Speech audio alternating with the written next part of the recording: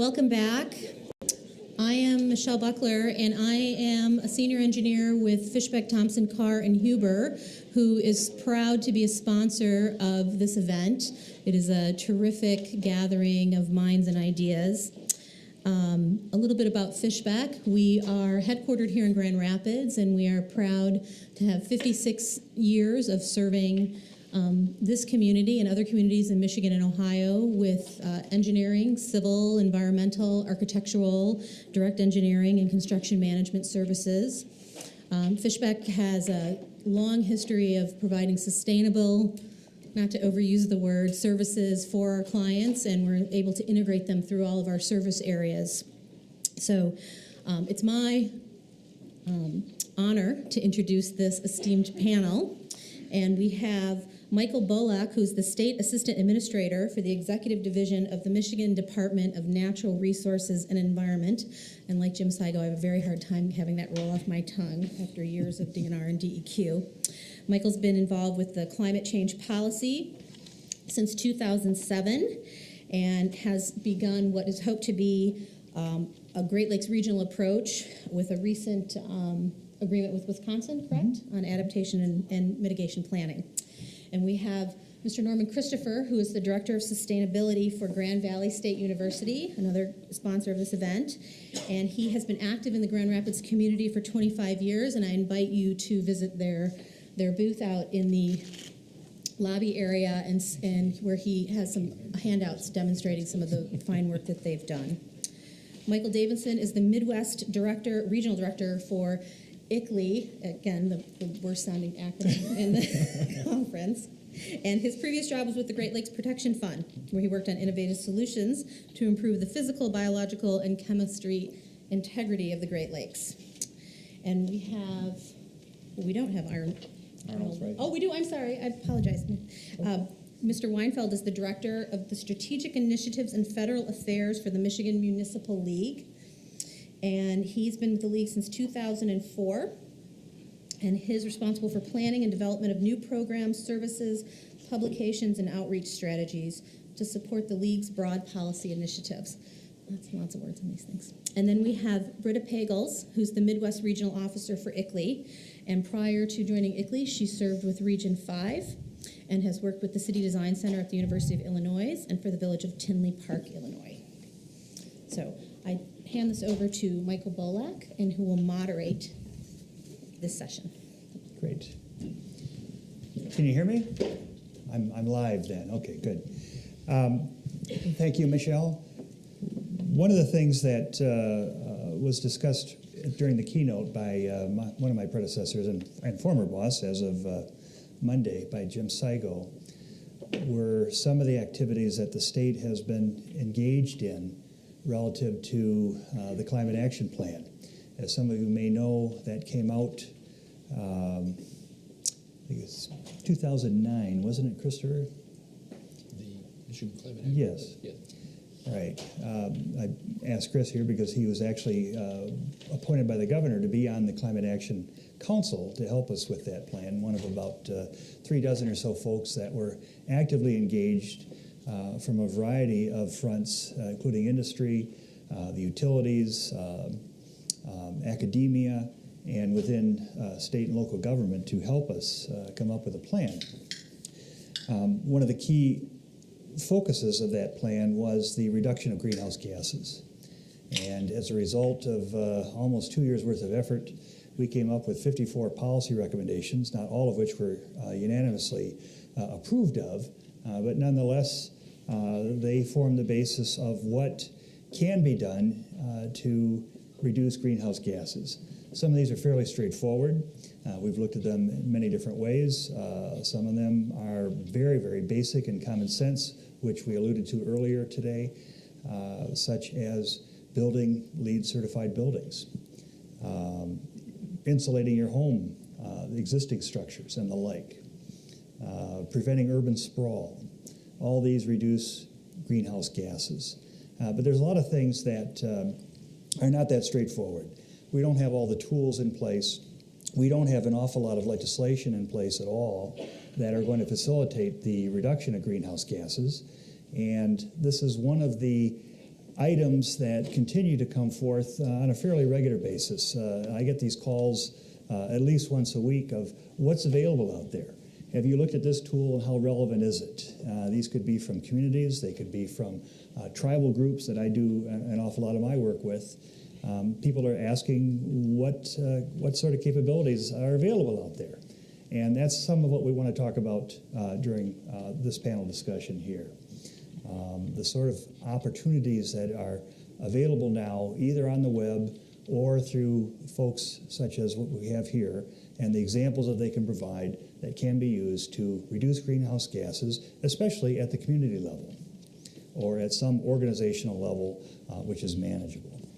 So I don't want to continue to elaborate on all the other great things that the DNRE has done. We have some other options as well, as what Jim had mentioned before, such as community-type grants that are out there for climate action planning and the like. But some of this is almost a drop in the bucket compared to some of the options that you have available here. All right? So what I'd like to do then is just turn this over to our panelists here. They'll talk for about 10 or so minutes, and then we'll open it up for questions and discussion. And first off, Norm, you've already been properly introduced. That's fine. Yeah, thank you. Yep.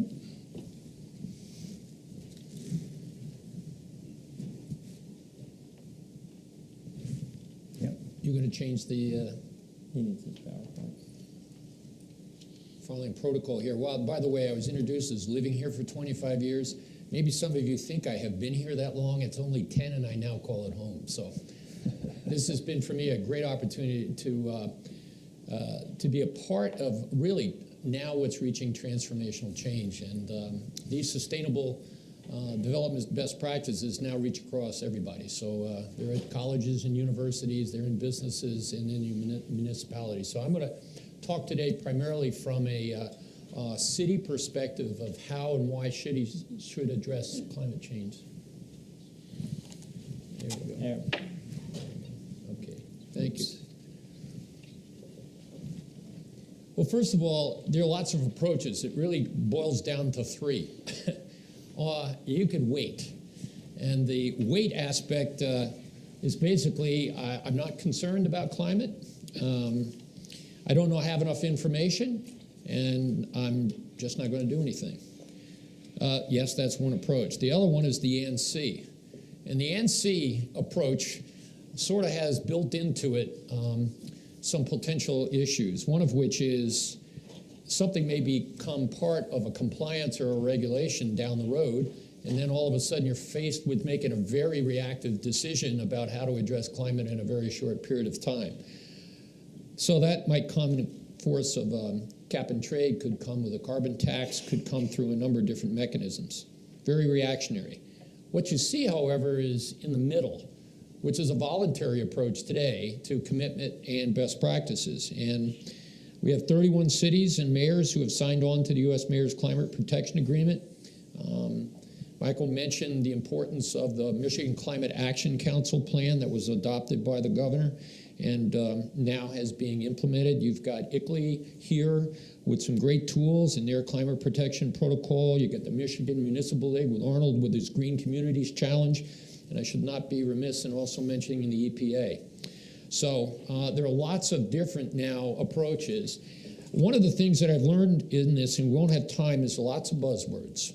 So this slide tries to describe some of the buzzword sorting that's going on out here, because you see people throwing around CO2 and carbon, and then the next thing is greenhouse gas emissions. They all mean different things. But what I've tried to do here is to just align them into 4 buckets. And the buckets help me. So, by the way, I don't have a PhD in this. I'm just an applied person trying to do a job. So I try to put myself out there and say, wait a minute, if we're using all these words, what do they all mean? So back down at the bottom, and you see the arrows do interconnect, it's where is this greenhouse gas inventory? And basically, no one's going to do anything until we figure out where we are. So the first place in all of this is figure out where you are. But in that, carbon becomes very important. So today, fortunately, there are lots of conversion factors that'll take you from greenhouse gas emissions to met tons of carbon dioxide equivalents very quickly. So first step one, get an inventory. Second thing is It used to be called carbon reduction. Now you heard the terms here today, carbon mitigation. And that's an interesting word. So it's how to reduce carbon impact and your greenhouse gas inventories. And so there are lots of strategies, and we'll talk about a few of those, but you could see those now. Lots of discussion about energy, renewable energy, but don't forget, transportation is there as well. Then you got waste, and you've got now this whole area coming down about the technology on how to sequester carbon. And then you also have carbon offsets. Locally, outside the area, renewable energy credits, all those are part of the terminology. But then that rolls up to you can't have strategies unless you have a plan. So today there are different kinds of plans out there. You will see those that manage carbon, those that actually look towards achieving carbon neutrality. GVSU has completed ours, and I'll show you just a brief area of why that's important. Another one is what are the renewable portfolio strategies? You heard that from the panel this morning. However, when you add it all up, whether or not you believe in climate change, the thing that is the umbrella about all of this is you can become a better environmental steward and reduce your environmental impact. And I don't find very many people that would ever argue that that's not a good thing to think about. So that's just some of the buzzword sorting. I'm not going to spend a lot of time on this, but if you go through a plan, it's got 2 or 3 highlights to it, and we've all put these plans together and teams together, but it really starts with commitment. And if you don't have the commitment to do this, either from a leadership standpoint, from a signatory standpoint, the work becomes extremely difficult. The second point is the team should have, and I've watched the city of Grand Rapids achieve this, it's a very cross-disciplinary team. It's got lots of departments in it. So it isn't like it just goes to one department and everything rolls up. Ownership has to come not vertically, horizontally. And I think that's one thing I've learned even at being at GVSU, how important it is to get the employees engaged in this process. So you want employees on this team, you want department heads on this team, and then you start looking at how do you do this with a culture? If you don't talk about sustainability, just doing climate inside that is extremely difficult to do. So another things that are important is this little body of knowledge and baselines about carbon inventory. I'll have a couple of comments, but it's not ending. You heard the discussion about how difficult it is to get real data. We get bills, we pay them. But the question is, you get a bill, what is it for? How many buildings? What's the energy intensity of all these buildings? So now all of a sudden we're all taking a look at our bills and wondering the same thing is, what does that bill tell me? So that data is very hard, and I think you were the one that asked that question this morning. Extremely difficult right now to get at that data. A lot of modeling goes into this, so if you're not prepared to look at scenarios today and tomorrow with different kinds of impacts, that's going to be difficult. The other thing is you've got to get a list of these really good projects, and they're going to have all kinds of financials, so you're going to need finance and IT as part of this equation. So that just gives you a little bit about what the journey will be to do all this.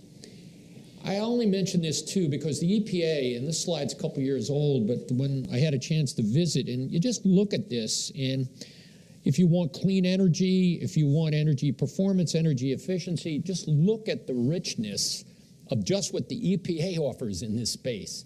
And when you look back on it, you can say, well, I'm really interested in only cogeneration or combined heat and power. Fine, they have just a partnership on that. If you're interested in only purchasing green power, they have a partnership just on that. So this is a wonderful website. And then down the bottom, you see climate leaders. They also have for businesses some of the best looking toolboxes for businesses to get at climate change. So we had this discussion at lunch with the mayors. We have tools like ICLEI that use protocols very good for cities. Universities, a lot of us use Clean Air, Cool Planet from the World Resource Institute. And then you get into businesses, they're using EPAs, which climate leaders. So it shows you, number one, no standard protocol for inventories. So that's part of the other challenges. So they're there with a lot of wonderful resources. This to me is what it's all about, is this road. And you see up there, if you do nothing, something's going to continue. Because if you use more energy and you consume more resources, you're just going to generate from that status quo today more and more of these emissions. Our president, Haas, signed the American College and Universities President Climate Commitment and became a signatory, and all of a sudden our road began. But we were not given any money to go do this, even though he became a signatory. So today we have finished a climate action plan, and I see carbon neutrality down there. Even though as a state we've come to a goal of reducing greenhouse gas emissions by 80% by 2050, our carbon neutrality date is 2037. So we are on a road now, and that's what this gives you, is when you enter this journey and you set some goals, it's amazing the progress. And to be very honest, we're driven by students as well as our faculty and staff in this space. It's been very energized. But when you look to how to achieve it, and we don't have time, but green and LEED buildings, energy, renewable energy, urban, fuel mixes, we're down now at this bottom called behavior change. And I was walking over here, and I was just relating, we have a little challenge that we're trying to do to change behavior, and it's to take a sustainable office challenge. It's like a LEED building. You go in and you evaluate yourself and volunteer, and you could come with a little sticker. And everybody says, well, you're in sustainability. You must be able to get a platinum rating. No, I can barely squeak into the gold category. Well, why is that? You're advocating for all this. Well, my travel is pathetic. Why is because I just go to meeting. I don't have time to drive, put myself on a bus. But one thing I've learned recently is a little new software called Uvu. How many are familiar with Uvu? Thank you.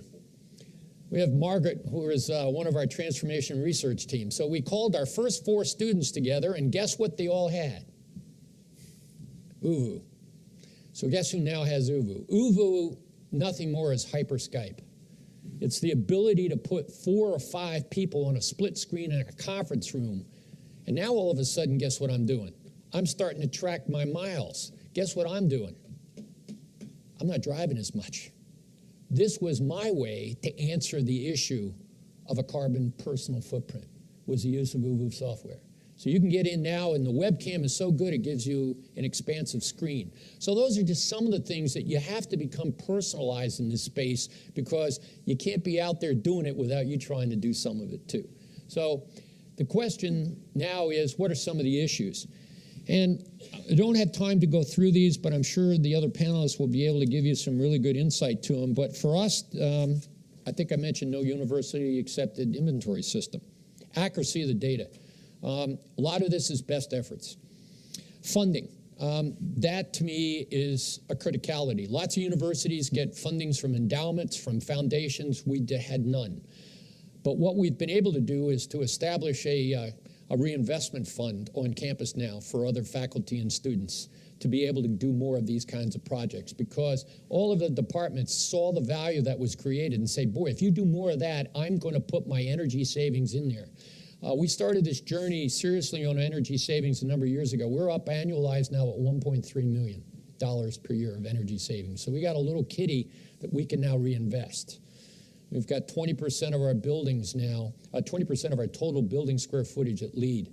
So that's 1 million square feet. So if you do quick numbers and you say those average buildings are basically 30% energy efficient, you got 20% of your building, 20% of 30% is 6%. So right off the bat, you're consuming 6% less electricity and natural gas. So those are some of the issues that you're going to face. The last piece is, if you do this, what's success? Well, to me, it's about leadership, and there's so many of them around here. You saw President Hartwell, the President Haas and Mayor Hartwell this morning talking about the importance of kind of leading the charge. And I was pleased with all the mayors that we have here as far away as Toledo. Had some great conversations last night with Tim over here, came all the way up, and I have to tell you, I'm admirably impressed beyond what you're going to have is probably what we've been trying to do here with something facing a lake that we haven't been able to do that you're going to get in place before us. So I just want to say well done, and thanks for coming and sharing. So it's the ability to just get started on this journey. Don't overclaim, as it says. Take some small steps and work with others that know what they're doing. So thanks.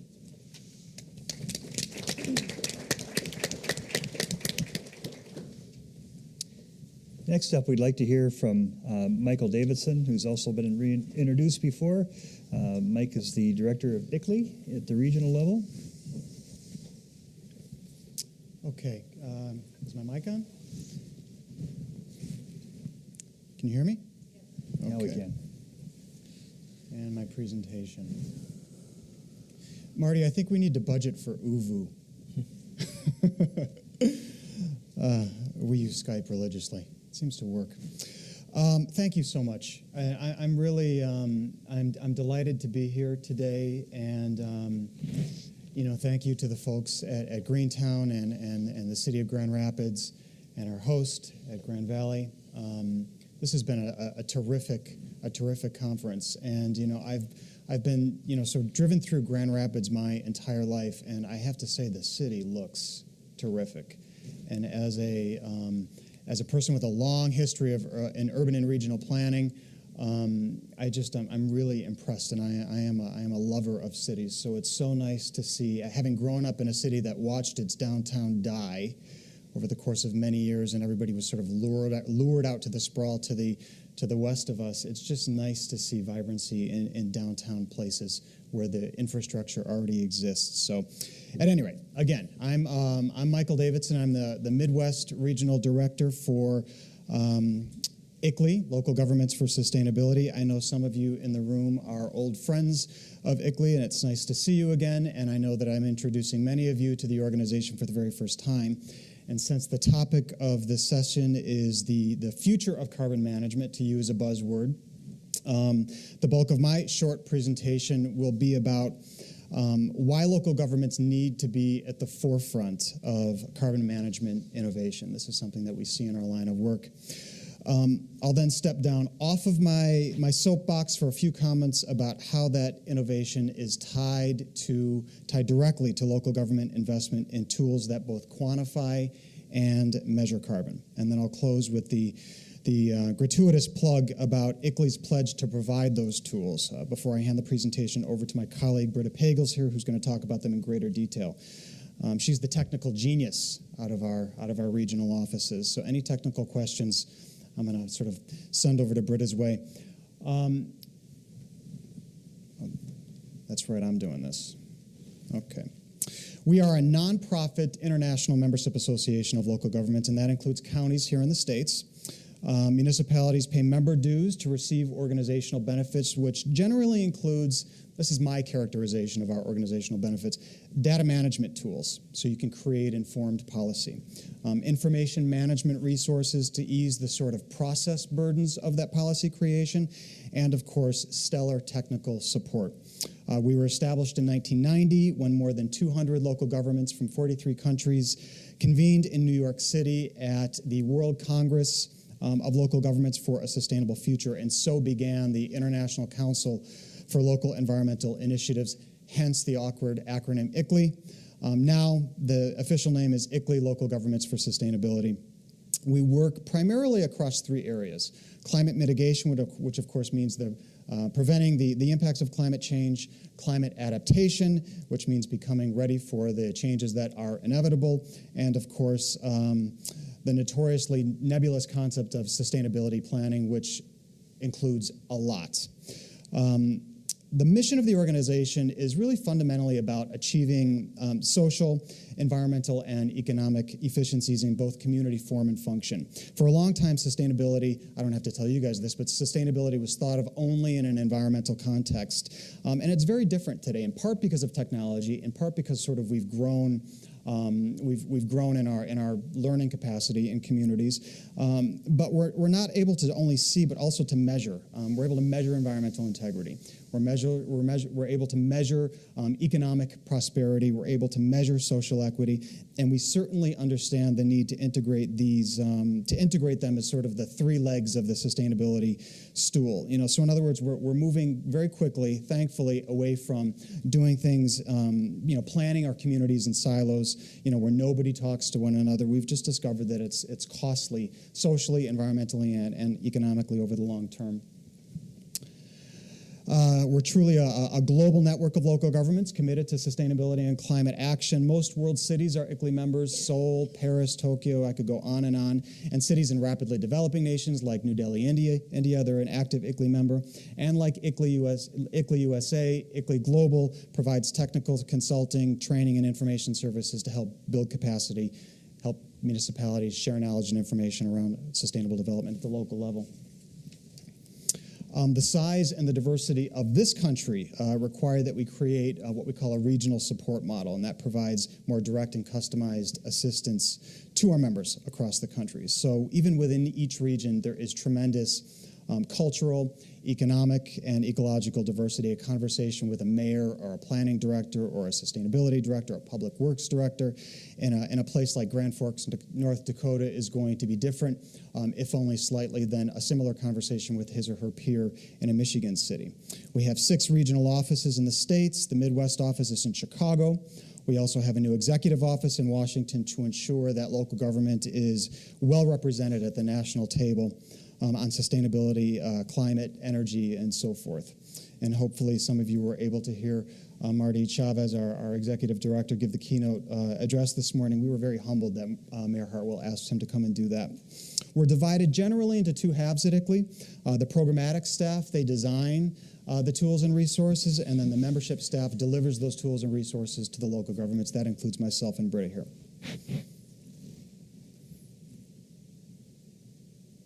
Oh, wait a minute, backwards. Okay. We grew by an astounding 25% last year, and this is when the country was in the throes of the Great Recession, and there is a reason for that. And I'm going to use this as an example. Well,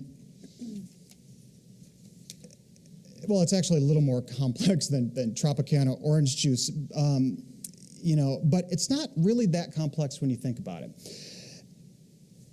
I'm using orange juice as sort of the everyday example of local government's vested interest in understanding and taking action around the true costs of modern life. Now, this graphic isn't meant to demonstrate that orange juice is killing the planet.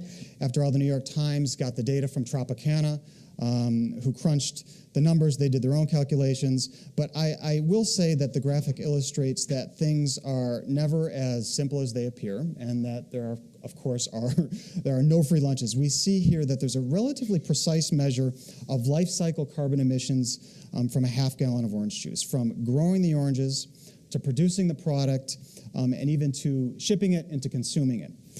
So in a nutshell, we're now able to measure the costs of the product we consume in more than just dollars and cents, and I think that this is extraordinary. For every half gallon of this particular product, and this is Tropicana, not from concentrate, nearly 4 pounds of carbon is produced.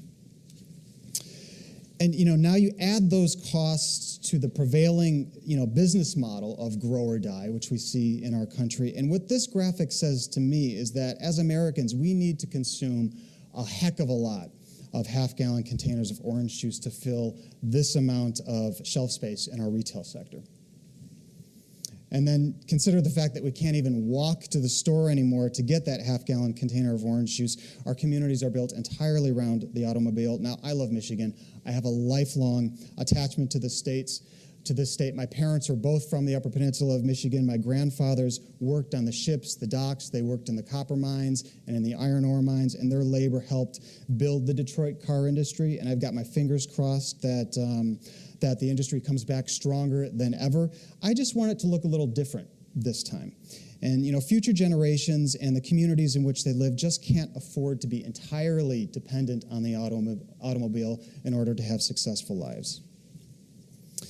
I love this graphic, and although I invite each of you to draw your own conclusions from it, what it says to me is that, one, we have a lot of retail buildings in the commercial sector, which of course are big carbon emitters, and also that we're largely, perhaps even unknowingly, creating a country where consumerism is it's sort of the culture rather than kind of a function of the economy, which is sort of its proper place. And this is not an indictment by any means against capitalism. As a fellow consumer, I can't pretend that my life isn't better because of what I have available to me should I choose to consume it. I guess my point is that my lifestyle and the choices that I make, the fact that I have the luxury of making choices, they have a carbon price tag. And every credible indicator on the planet right now for the environment, for the economy, and for human health and well-being is telling us that carbon reduction is necessary not just for quality of life, but for life itself and many living things. So what this has to do with local government is that the residents, the institutions, the organizations, economies, systems, processes it governs, including itself, are the carbon emitters. Local governments shape the places energy is consumed by controlling many of the day-to-day activities that determine the amount of energy and other resources that citizens use in the waste that they generate, as well as the long-term planning for the community, from land use and zoning decisions to control over building codes and licenses, infrastructure investment, public transit options, municipal service delivery and management of schools, park, recreation areas, etc. Local government leaders are uniquely positioned to influence behaviors related to transportation choices, to energy consumption patterns and general consumer decisions through education, through engagement, through behavioral incentives, and they can also lead by example, and we see this with many of our local government members at ICLEI. They demonstrate the many benefits of energy efficiency and sustainability initiatives essentially by walking the talk and reducing their own emissions in local government operations. So ICLEI's purpose for building world support for local governments back in the 90s was because, as so many people have said today, this is really where change occurs. And even in centralized national systems of governance, which we see in many places around the world, knew even back then that the testing ground for innovation was going to be at the local level. And this is certainly true in our federalist system, where for better or worse, the burden falls often disproportionately on local governments to solve not only issues of local origin, but issues that originate in faraway places, something like climate change. The Greenland ice shelf calves a Delaware-sized chunk of itself, and the planet's average temperature rises ever so slightly. And then Grand Rapids has to respond because its effects are invariably felt here. It's in the growing season of the local fruit harvest, in the flooded basements of citizens and businesses, and even on the shelves of the retail sector, which is going to start selling bathing suits in February.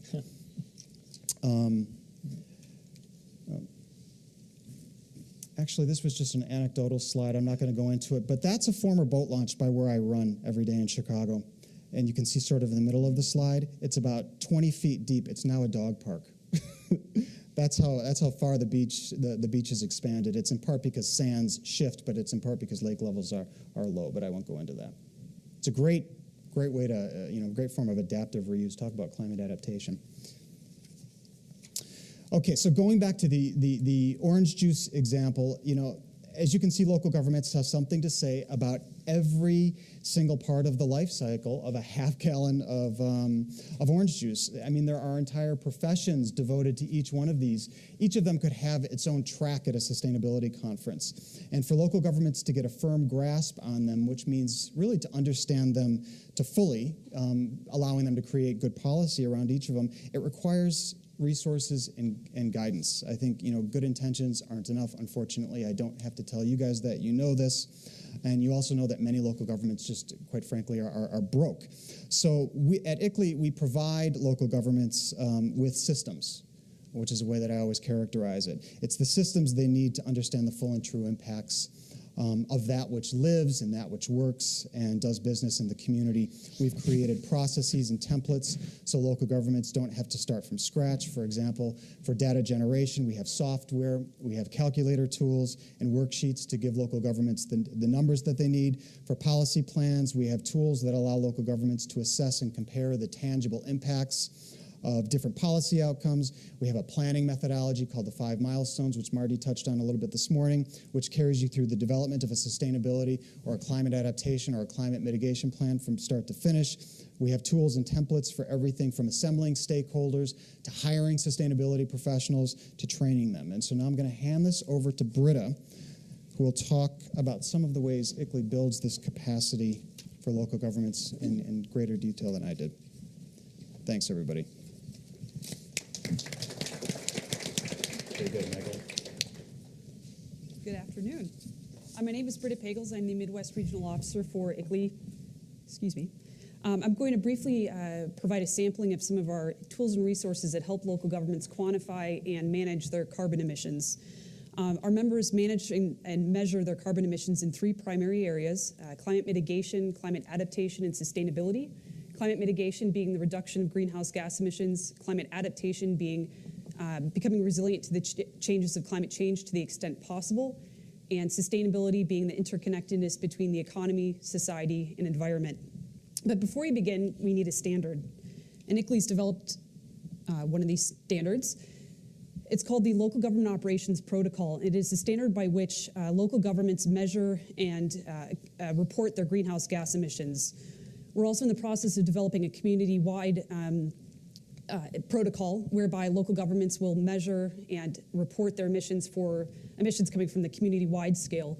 And sometime next year, I anticipate we will begin developing the measures protocol, whereby it will provide a guidance on how to measure and report emissions reductions.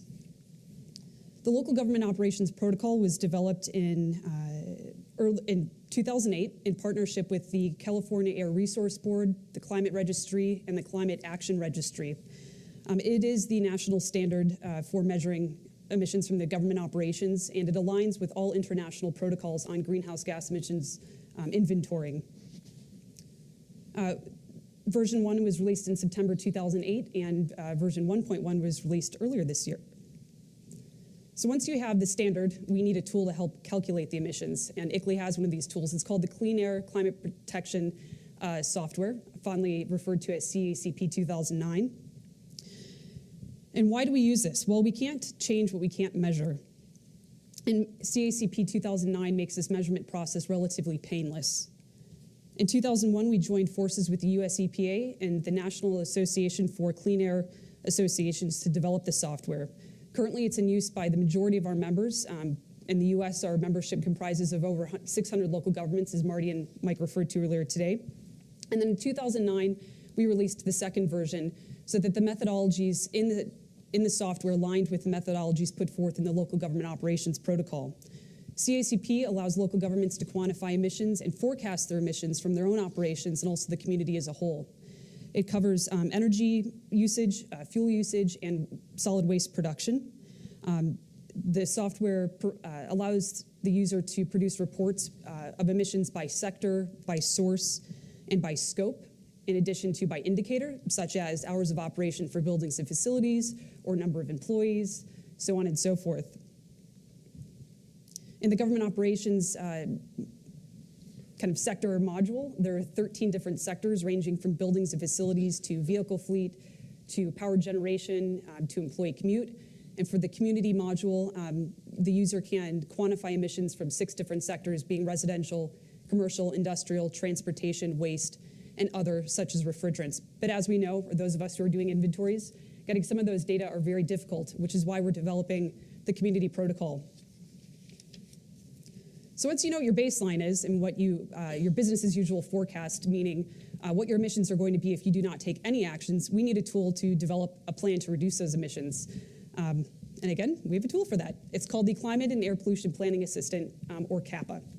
CAPA is a library of about 120 different strategies local government can implement in their own operations and or the community-wide scale to reduce their emissions. You can use it for 3 reasons or functions. 1, to develop a climate action plan. 2, to quantify the benefits of a single strategy. Those benefits can be financial return on investment, staff time required to implement the strategy, so on and so forth, and to help determine an informed greenhouse gas emissions reduction or set of target reductions. We developed this with generous funding from the US EPA. We had a number of core partners, including Charlottesville, Virginia, Hillsborough County, Florida, Las Vegas, Nevada, Nassau, New Hampshire, Whatcom County, and Washington. And it's an Excel-based tool that lives on your desktop. Now, also, a really strong advantage of this tool is that the user can rate what's most important to them. So again, is it financial return on investment? Is it initial cost of implementation? Is it the amount of staff time that you're going to need to dedicate to implementing this strategy? And there are 5 categories in CAPA. There's energy efficiency and conservation, energy generation, transportation, solid waste, and other. The other category includes strategies on urban forestry, renewable energy credits, so on and so forth. So just to illustrate how this tool is structured, for the strategies such as the methane flaring and wastewater treatment facility, the user inputs, for example, populations served by wastewater treatment plant.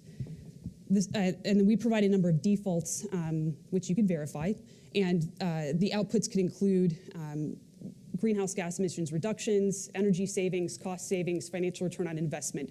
Those outputs vary depending on the specific strategy. Another tool that can help local governments measure and manage their software and also plan for sustainability is called the Sustainability Planning Toolkit. ICLEI released this earlier this year, and we developed it in partnership with New York City's Mayor's Office of Long-Term Planning and Sustainability, and it's based on the model of Plan YC, the city's sustainability plan. And it provides comprehensive step-by-step data on how to develop a sustainability plan. So it takes you from conducting a sustainability assessment, so understanding what the state of education, your economy, housing, climate, air, water, so on and so forth is in your community, to developing sustainability goals and developing a sustainability plan. And through this process, engaging stakeholders. There are templates, case studies, list of nearly 300 measures you can implement in a sustainability plan. So it's a very useful tool and helps local governments not reinvent the wheel. So what's the point of all of this work? Well, you can't measure, or you can't change what you can't measure. And effective policy goals are most likely to garner political support when grounded in credible, reliable data. And if you're lucky, from a credible plan comes a municipal budget with allocations to make sustainability operational in both municipal facilities and in community form and function, just as Grand Rapids is doing. But unfortunately, many municipalities don't have the staff, time, or financial capacity and resources to do both policy that is informed and attached to measurable outcomes. And as very quickly demonstrated today, ICLEI tools and resources can help local governments measure the carbon emissions from at certain points in the life cycle stages and develop policies to reduce these emissions. And as Mike said, it's all about the orange juice. And just before I turn it over to Arnold, I would like to invite you to attend ICLEI's biannual national conference called the Local Action Summit. This is a fantastic place for you to network with peers, learn about new best management practices, tools and resources to help make our communities more livable. Quick sampling of some of the panel discussions will be next generation carbon emissions software, marketing energy efficiency to businesses, regional energy planning and climate initiatives, sustainability as a local economic strategy, and much more. I encourage you to visit our website to see the full lineup, and it will be held in Washington, D.C. from September 24th through the 26th, coinciding with APA's Federal Policy Forum. Thank you.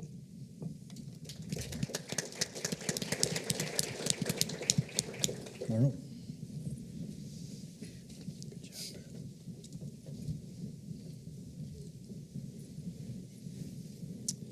Well, thank you, Brita, and I just want to congratulate ICLEI for the sophistication of the tools that they have available for local governments. It's a great organization, and one that some of our staff at the Municipal League has been working with over the last few months.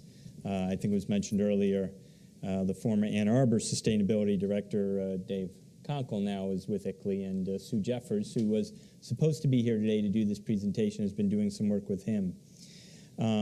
Sue couldn't be here today, so it falls to me to discuss some of the League's efforts with our communities in the area of sustainability and green initiatives. And earlier today, I talked about how the Municipal League is working to provide some strategies and tools to local communities in this area. And our Green Communities Challenge is one of the tools that we have developed along with the Bureau of Energy Systems in DLEG. And if it wasn't for folks like Amy Butler, and Amy's over here sitting quietly, and the collaboration that we've done with them, Jeff Spencer and the team at DLEG, this program wouldn't have been able to come together.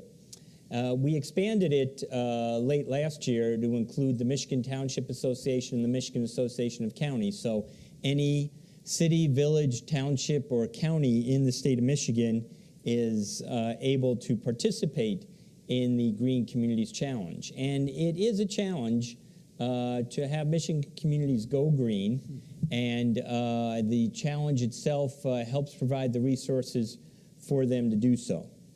It's a totally voluntary program. We're not forcing anyone into this. But to date, since its inception, we have over 70 communities enrolled in the challenge. And that does include several townships and a few counties. And through taking the challenge, 25 communities have already recorded 100 points or more as they have progressed through the challenge. And I'll go through some of the steps in the challenge in a moment. We'll be taking some time at our annual convention in about 10 days to honor those communities that have enrolled in the challenge and try and hype up the need for every community in the state of Michigan to undertake some green initiatives and to understand the importance of going green. The challenge itself is designed to provide communities with tools to incorporate energy efficiency and conservation strategies. We include step-by-step process designed to ensure that they have the tools necessary to do so. And those steps were done, again, in collaboration with Amy's shop in D-Lake. And, you know, for all the talk about bureaucrats and, you know, not living up to their expectations, I have to say, again, that Amy and her staff, Jeff Spencer, are folks that put a good name to the word bureaucrat. And if you think there's nothing going on in state government, I'd urge you to talk to Amy and her folks about the work that they're doing. So the challenge is, above all else, a commitment that community leaders can make to adopt policies and programs. You know, the fact of the matter is that, and I think Dr. Christopher pointed this out, we can sit and argue from here till doomsday about whether climate change is occurring or not, or why it's occurring. You don't have to be a believer, though, to know that implementing green initiatives at the local level just makes good sense. And as I said earlier, for communities that are trying to stretch ever scarce dollars and provide services more efficiently, going green means saving green. And it's all local officials really need to know as they move forward. So again, as I've discussed, it's a unique collaboration between state government and those statewide organizations representing local units of government in the state. It's web-based, totally web-based, and can be found at greenchallenge.mml.org. So what are the steps in this challenge? And there are 6 of them. The first and most important thing, of course, is to obtain organizational support. So we ask that local units of government adopt a resolution, basically saying that they're going to enter the challenge and complete one or more of the goals within the challenge. And as you'll see in a moment, we even give them a resolution, a sample resolution to adopt. You assign responsibility to your team. You start collecting data from municipal operations, and this is where I think moving forward, a good partnership with the tools that ICLEI makes available would help local units moving forward, and especially as you assess the situation and identify the gaps. You develop goals and activities and plan for the future, and you work to measure performance and then quantify the results. Within each of the steps, we have tools and links to assist communities in completing each of those steps. For example, step 1 calls for a resolution of the local unit of government. We provide it for you. It's an attachment on our website. And although all 6 steps are important, that first step's critical. You have to have buy-in from local officials if you're going to move forward. Overall, there are 32 goals and activities, which are outlined in step 5 of the challenge. Each of those goals and activities is, again, outlined in an attachment available on the website with an explanation and links to resources and examples of those steps. A community selects its own goals. It can complete one, it can complete some, it can complete all. It's, again, not a mandatory program, number one. It's voluntary, and the community picks which goals and activities they wish to complete. Again, we're just trying to get local leaders and local communities' heads wrapped around this notion that, number one, green saves money, it makes good economic sense, and last but not least, we know that people and businesses are looking for communities to live, work, and play in that are green. So the Challenge Progress Report permits a community to track its progress and goals and to receive recognition for its achievements. Each 100 points earned gets a star, a green star, of course. And again, on the web, we have available to communities the progress report. They can pull it right down. So why has the challenge been a success? Well, we think it's pretty understandable and easy to follow. You can monitor it right there, your personnel on staff. It incorporates existing tools already in existence. You can modify it and expand it to a local community's preferences. A community can immediately see the rewards, and it's a framework for sharing of stories. We recently went around the state to several communities all over the state that are participating in the challenge, interviewed local citizens and local officials, videotaped some of the work that's being done, and we're going to be showcasing that at our convention. Again, ramping up our efforts to get local communities on board. So we've now got a recognized strategy for local units of government that's endorsed by the State Energy Office and that can measure success in terms of reduction of greenhouse gases, an important goal that we're talking about here today.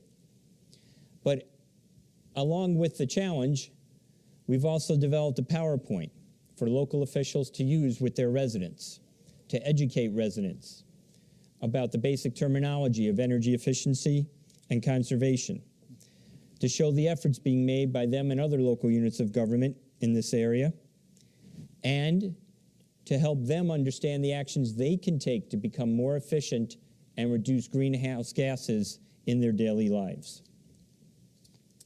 And you can download that PowerPoint. Local officials can download that PowerPoint from the League's website, or you can contact our staff for the PowerPoint and assistance notes. So we feel the Green Communities Challenge is a strategy for Michigan's local units of government to achieve energy conservation and efficiency. You see it going on here in Grand Rapids, in Ann Arbor, and communities across the state of Michigan, large and small. And it's time we started celebrating those success stories. Too often here in Michigan, all we hear are the negative stories. When we need to celebrate our efforts and continue the drive to make sure that we're creating communities for the next 50 years and not the past 50 years. Thank you.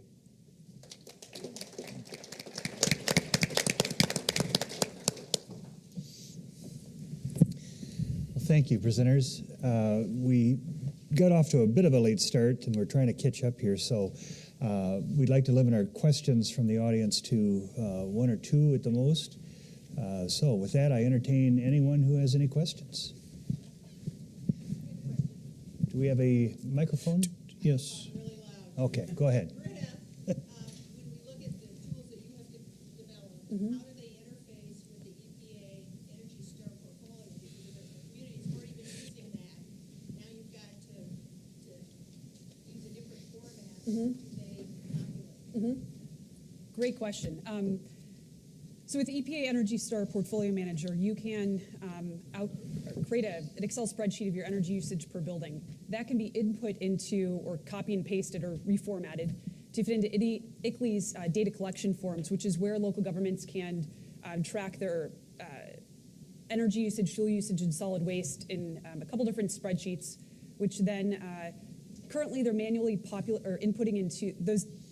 They're manually inputting the data from those data collection forms into CACP.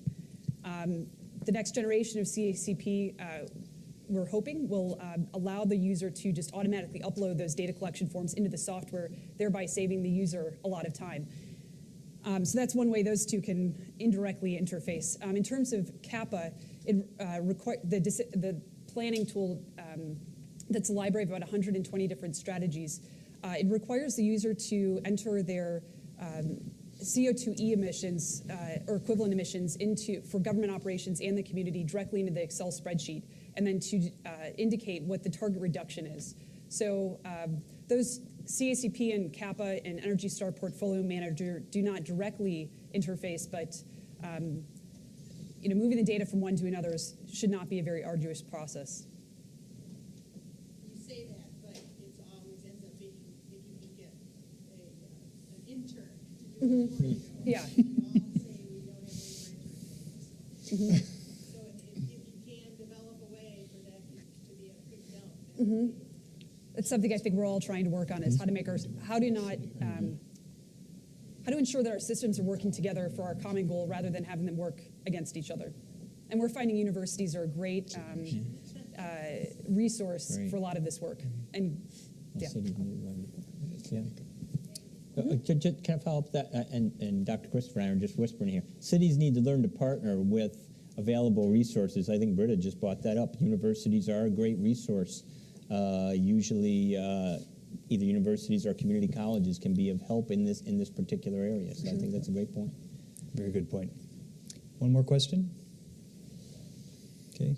One follow-up question from me, and this pertains to what you were mentioning as well.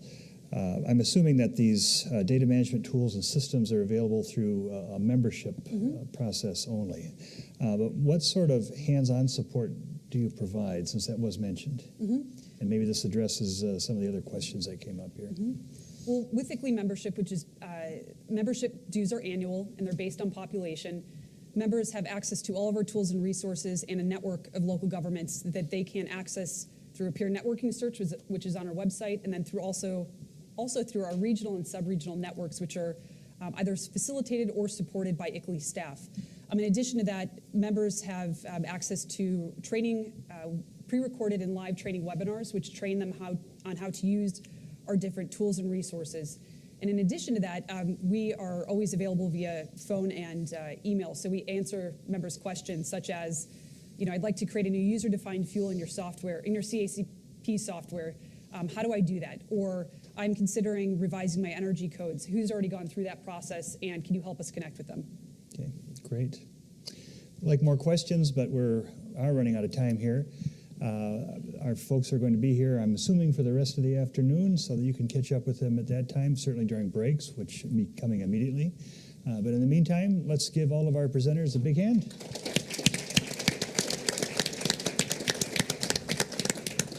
And thank you.